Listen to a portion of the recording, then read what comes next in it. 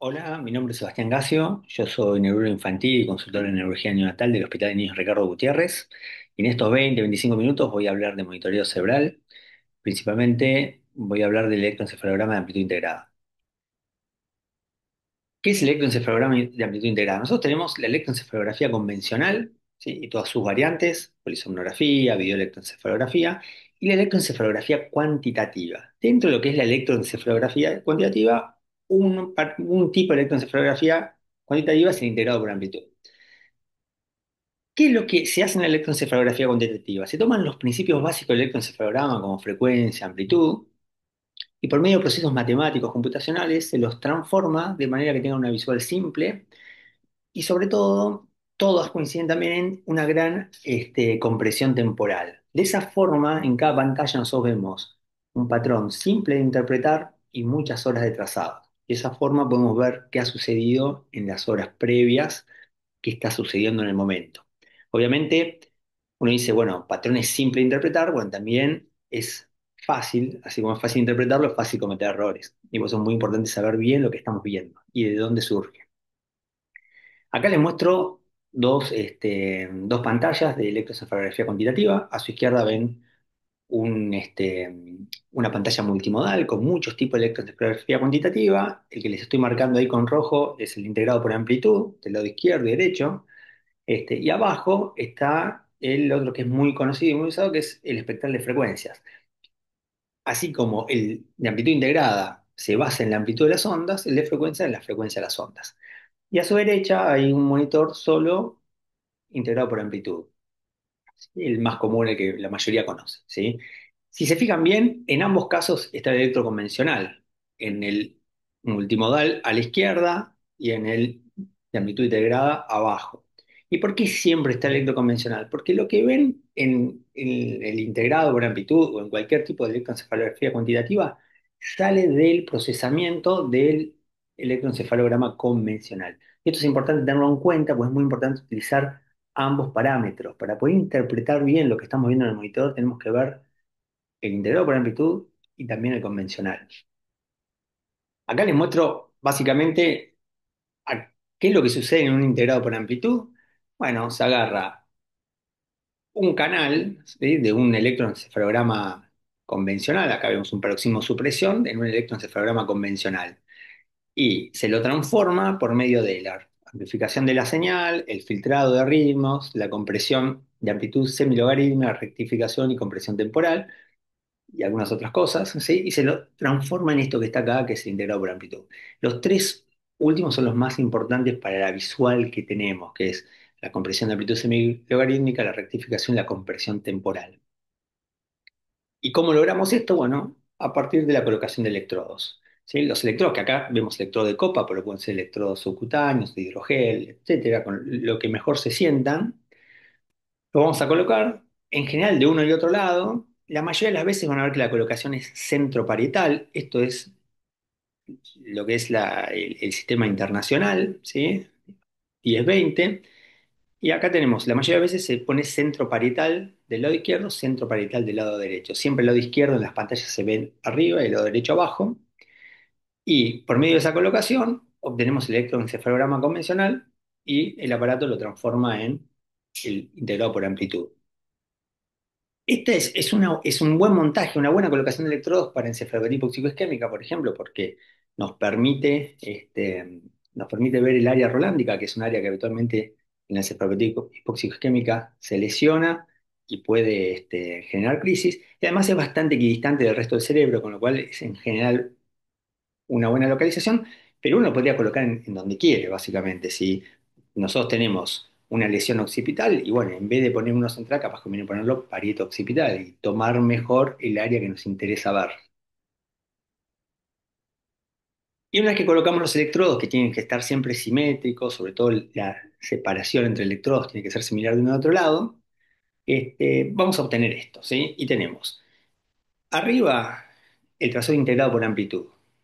Arriba todo el lado izquierdo y del lado derecho. Y abajo el convencional. Arriba tenemos 3 horas de pantalla, abajo 15 segundos. Esto se puede modificar, pero en general conviene dejarlo en 15 segundos. Cada rayita vertical va a ser el resultado de estos 15 segundos. Acá tenemos una hora y un segundo, ¿sí? En el de abajo. Nosotros arriba vamos a ver el trazado de base y lo que les dicen las tendencias, o sea, la progresión que está pasando con ese trazado de base en el tiempo, y vamos a tratar de reconocer crisis epilépticas, por decir, mira, acá hay una crisis, acá hay otra, ir viendo dónde están las crisis. Y abajo, en el convencional, siempre confirmar los hallazgos. Porque como les dije antes, lo que vemos acá arriba surge lo que está acá abajo. Entonces, como esto es algo muy simplificado, la parte de no equivocarse en qué es lo que estamos viendo en el integrado por amplitud es revisar y confirmar en el convencional que lo que pensamos que vemos arriba es realmente así. Vamos a empezar con los patrones visuales del electroencefalograma integrado por amplitud, ¿no? Y después vamos a ver de dónde surgen. Para ver los patrones visuales vamos a utilizar las mnemotecnias de César Sánchez, ¿sí? Que la mayoría las conoce y que de 2024 fueron publicadas por él en Archivos Argentinos de Pediatría, así que pueden ir a revisarlos ahí en el artículo original, ¿sí? Y básicamente estos son los patrones básicos del electroencefalograma integrado por amplitud. Arriba tenemos el trazado que le llamamos continuo, en realidad es un trazado normal con ritmo sueño-vigilia. Es este que tiene esta forma fusiforme, que tiene un margen inferior por arriba de 5 y un margen superior por arriba de 10, ¿sí? Y toda esta forma fusiforme que en las mnemotecnias son las viboritas, ¿sí? De las mnemotecnias publicadas en Archivos Argentinos por César. El trazado discontinuo, que no es normal en chicos de término, pero sí en pretérmino, es un trazado que pierde ritmo sueño-vigilia, ¿no? Este trazado fusiforme está basado por sueño tranquilo, esta parte ancha, y sueño activo o vigilia, la parte finita. Cuando eso se pierde y además el margen inferior pasa a estar por debajo de 5, ya este trazado, que se llama trazado discontinuo, este trazado ancho y donde no hay variabilidad, ¿sí? Y es el que tiene la forma de la faja.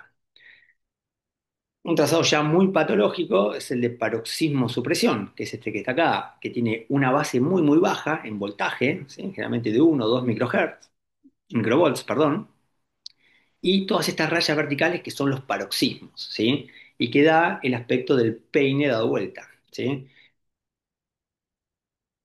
Luego tenemos el voltaje bajo o plano, ¿sí? Que es el cinturón finito, y el típico trazado de crisis epilépticas, que es este ascenso brusco del margen superior e inferior que da el aspecto de montaña, que también puede dar, si es más chiquito, menos prolongado, el aspecto de como una arcada, como una abertura tipo arcada, o si es más larga, de una montaña, ¿sí? Entonces, esas son las formas de ver rápidamente, visualmente, qué es lo que está pasando.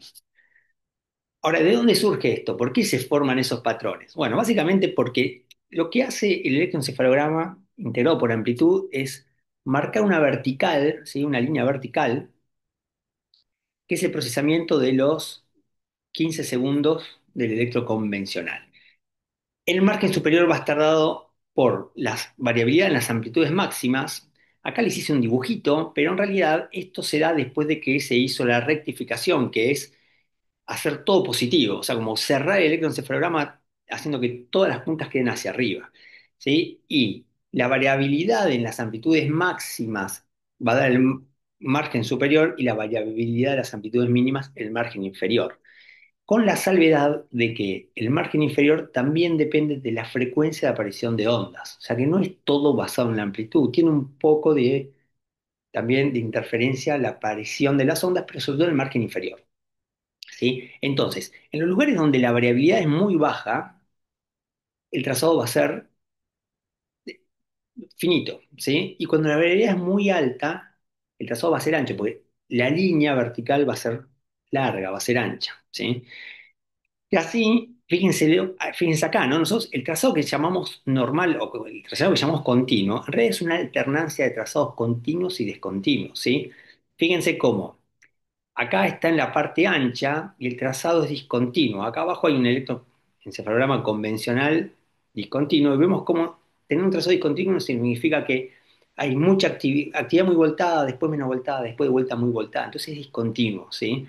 Y acá vemos como cuando ponemos el cursor aparece un trazado discontinuo, ¿sí? Pero cuando pasamos al lugar donde está en sueño activo o vigilia, el trazado es continuo.